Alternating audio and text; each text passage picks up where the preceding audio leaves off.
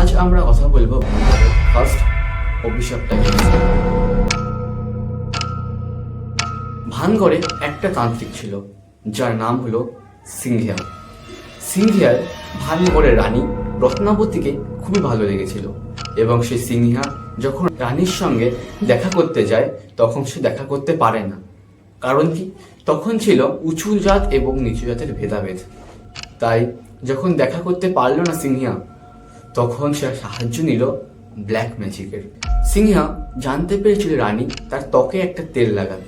সেই তেলটা যে দাসী নিয়ে আসে, সিংহিয়া সেই দাসীর কাছে একটা সাহায্য চায়।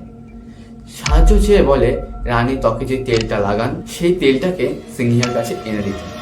দাসী সিংহিয়ার কথা মতনই সেই তেলটাকে সিংহিয়ার কাছে এনে দেয়। তারপর সে তেলের মধ্যে কিছু ব্ল্যাক ম্যাজিক করে সেই তেলটাকে দাসীর হাত দিয়ে রানীর কাছে পাঠিয়ে দেয়। কিন্তু দাসী রানীকে বলে দেয় সত্যি কথা বলার পরেই রানী সেই তেলটাকে ছুঁড়ে বাইরে ফেলে দেয়।